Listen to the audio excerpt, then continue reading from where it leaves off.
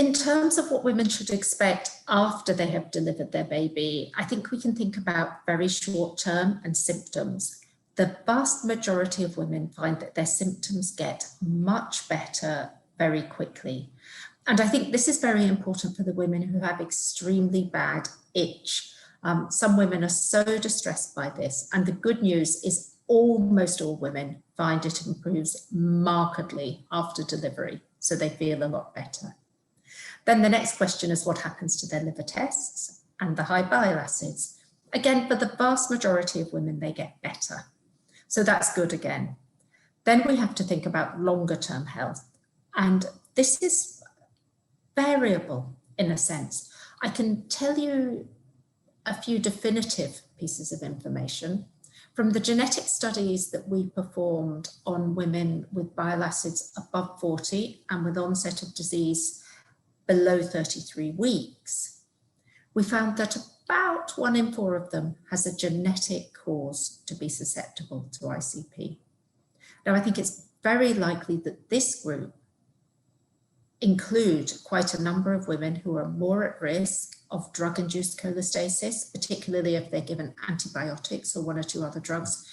They may develop the symptoms again.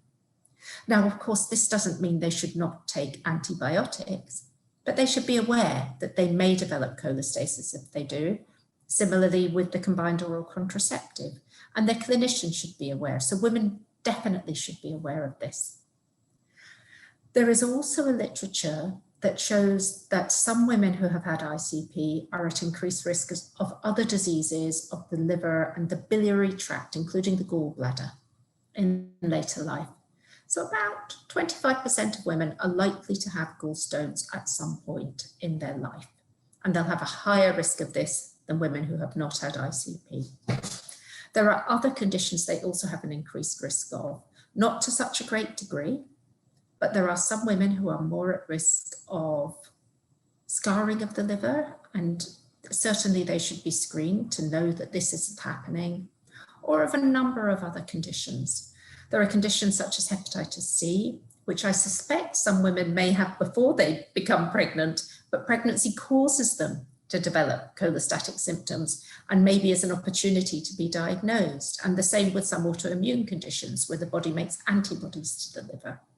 So certainly women should know they have an increased risk of disorders of the liver or gallbladder in later life.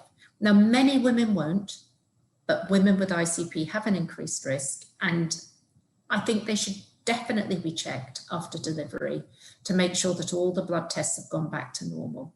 And a sensible time to do that would be about 3 months after delivery.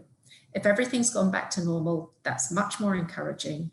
But if they had severe disease or if they have a family history of any of these disorders, I think they should have checks at least every year or 2 to make sure everything's staying stable.